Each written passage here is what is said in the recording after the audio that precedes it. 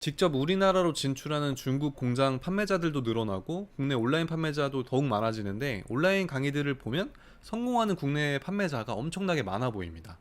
조금 과하게 보여지는 게 있는 것 같은데요.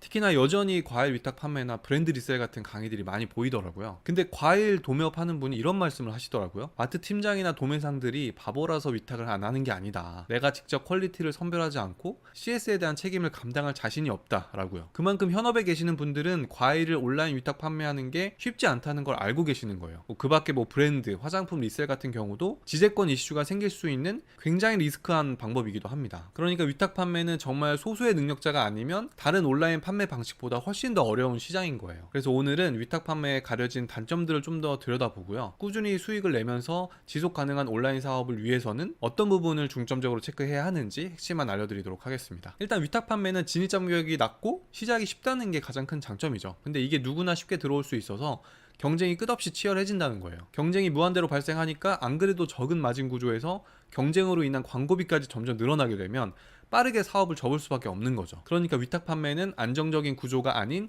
단기 성과형 구조라는 게 본질적 문제예요. 그런데 당연히 위탁으로도 안정적인 매출을 내는 분들이 있습니다. 그런 분들은 정말 트렌드에 빠르게 반응하고 소싱을 미친 듯이 잘하는 분들이에요. 근데 일반인들 기준에 이렇게 하는 건 정말 쉽지 않다는 거죠. 아니면 보통 선점한 키워드나 안정적인 공급망이 있는 경우가 많습니다. 그러니까 그런 분들의 결과만 보고 일반 분들이 강의만 수강해서 성과를 내긴 힘들다는 겁니다. 그리고 플랫폼 환경도 많이 변화하고 있어요. 네이버도 네이버 스토어로 변경되면서 브랜드 카탈로그를 더욱 강화하고 있고, 브랜드가 없는 상품은 노출이 점점 더 어려워지고 있어요. 쿠팡 역시 로켓 배송, 로켓 크로스와 같이 자체 물류, 브랜드 중심으로 가는 셀러를 더 우선순위 두고 있습니다. 그러니까 브랜드가 없는, 심지어 사입도 하지 않는 단순 위탁 판매자들은 점점 더 어려워지는 환경이 만들어지고 있다는 거예요. 그럼에도 위탁을 하겠다면 위탁 판매자로서 굉장히 큐레이션을 잘하는 차별화된 위탁 브랜드를 만들어야 하는 거죠. 그런데 이렇게 할 거라면 오히려 자체 브랜드로 사입을 하거나 제조를 하는 게 맞다는 겁니다. 그리고 처음에도 말씀드렸지만 이제 제조자나 공급처들이 점점 더 직접 판매를 늘려가고 있거든요. 이 얘기는 안정적인 공급처를 찾는 것도 쉽지 않다는 겁니다. 위탁을 해보신 분들은 아실 거예요. 내가 열심히 리뷰도 쌓고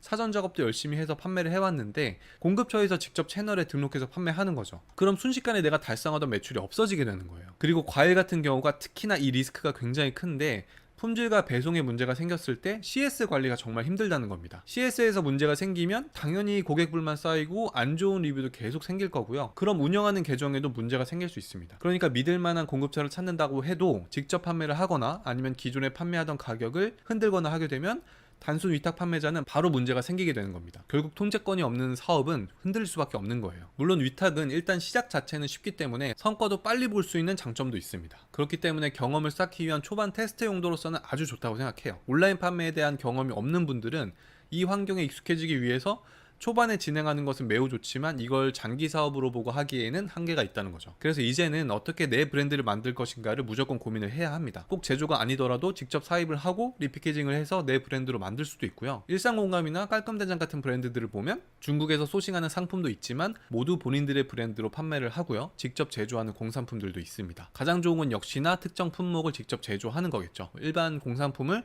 중국에서 자체 제조하거나 국내에서 화장품이나 건강기능식품, 의약외품 등을 제조하는 겁니다. 예전에는 사실 개인이 직접 제조해서 브랜드를 만든다는 게 진짜 엄청난 자금 부담이 있고, 자금이 있다 해도 진행 자체가 힘들었어요. 근데 요즘에는 워낙 MOQ가 낮아져서, MOQ는 최소 주문 수량입니다. 초기 비용이 그렇게 많이 들어가지도 않습니다. MOQ 1000개로 할 수 있는 제조사들도 정말 많아졌어요. 그리고 MOQ 100개도 가능하다는 업체도 있고 강의도 있는데, 저는 사실 이건 추천하고 싶진 않습니다. 보통 이런 경우는 제품이 기성품으로 만들어져 있거나 용기 자체를 모두 똑같이 사용하고 라벨만 바꾸는 형식으로 진행하거든요. 이게 나쁘다고 할 순 없지만 어차피 자체 브랜드로 제조하기로 했다면 MOQ보다 우선순위는 오로지 우리 브랜드로 차별화할 수 있는 제품을 만드는 게 중요하다고 생각합니다. 완전히 다른 차별화는 쉽지 않지만 최소한 경쟁사 제품보다 소비자가 설득될 수 있는 개선점은 분명히 있어야 하니까요. 그 밖에 브랜딩을 위한 기획이나 디자인도 진행할 수 있는 업체, 프리랜서 등이 정말 많아져서 합리적으로 아웃소싱을 진행할 수도 있고요. 기본적인 기획은 AI와 플랫폼을 사용하면 얼마든지 혼자서도 가능한 환경이 되었습니다. 기본적인 시장조사와 기획은 1인으로서 진행하고 그 외에 실제 실무적으로 필요한 작업들은 업체나 프리랜서들과 협업하는 거죠. 이렇게 혼자서도 브랜드 제조와 런칭을 충분히 실행할 수 있는 여건이 되었어요. 그래도 제조나 사입보다 위탁으로 계속 새로운 상품을 찾으면 되지 않느냐